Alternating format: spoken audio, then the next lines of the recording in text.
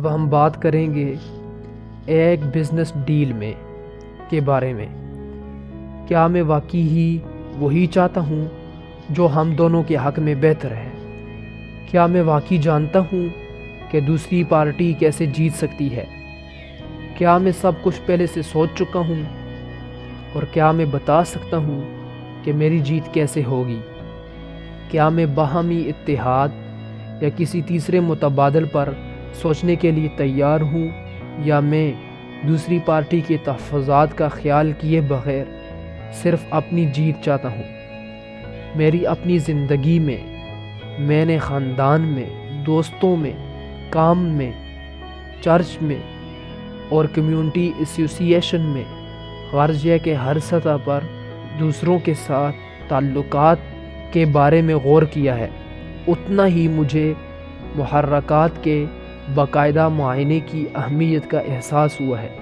مثال کے طور پر، ایک مرتبہ مجھے چرچ میں مختلف لوگوں سے خطاب کرنے کا موقع ملا۔ مجھے مستقل اپنے آپ سے یہ سوال پوچھنے کی قدر و قیمت کا احساس ہوا کہ میں رحمت کی تلاش میں ہوں یا دوسروں کو متاثر کرنا چاہتا ہوں۔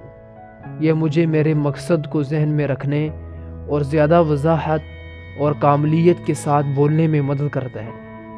اپنے محرکات کی جانچ پڑتال کا ایک دوسرا بہترین طریقہ 5 کیوں کے توافق کو استعمال کرنا ہے۔ مسائل حل کرنے کی ایک آسان تکنیک جیسے 1970 کی دہائی میں ٹوئیٹا پروڈکشن سسٹم کی طرف سے متعارف کروایا گیا۔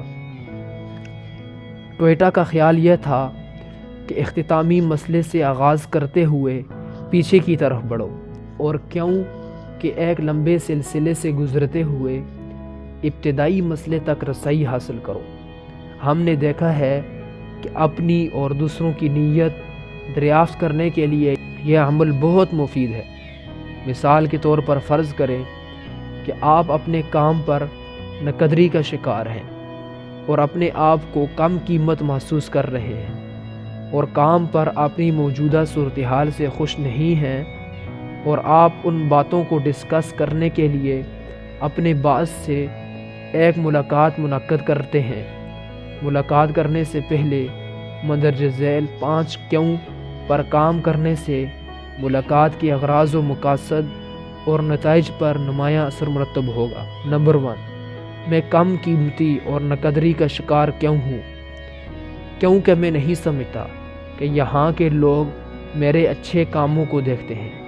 نمبر 2، میں ایسا کیوں سوچتا ہوں کہ وہ میرے اچھے کاموں کو نہیں دیکھتے ہیں؟ کیونکہ وہ کلی طور پر نئے خون ابھرتے ستاروں پر اپنی توجہ مرکوز کیے نظر آتے ہیں۔ نمبر 3، ان کی ابھرتے ستاروں پر توجہ کے بارے میں سوچنے پر مجھے کس نے مجبور کیا؟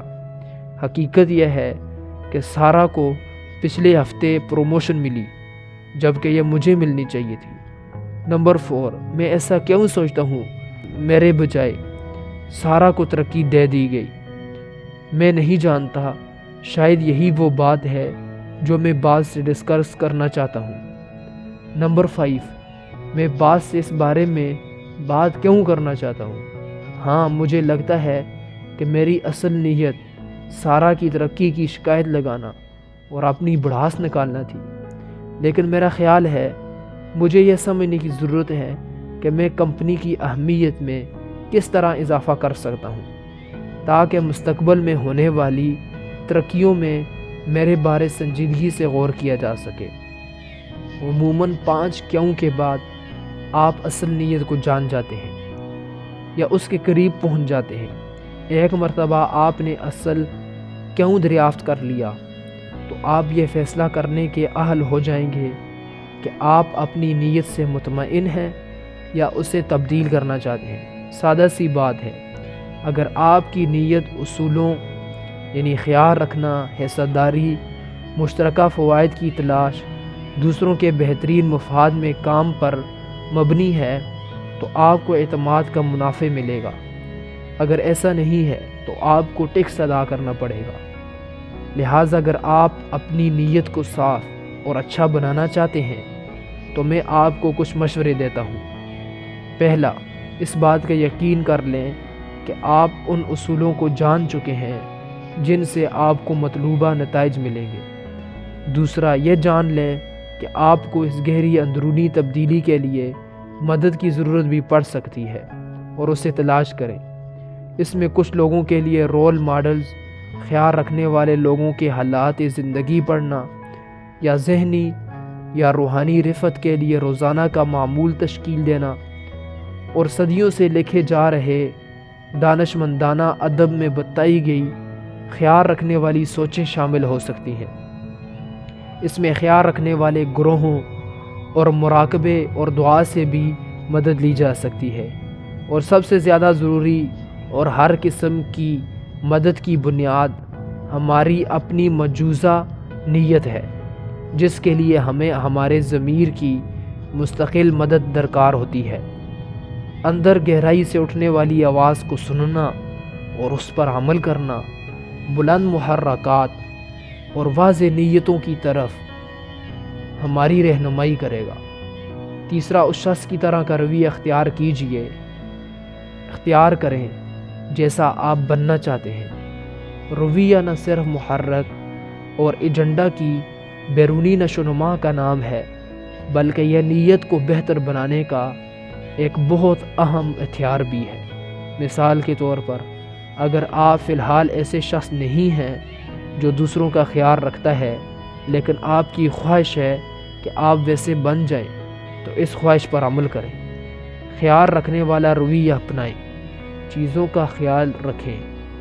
خواہش کے ساتھ عمل کرنے سے ہم اپنی تخلیق دوبارہ کر سکتے ہیں، اور یہ ہماری موجودہ حالت سے کہیں بہتر ہوگی۔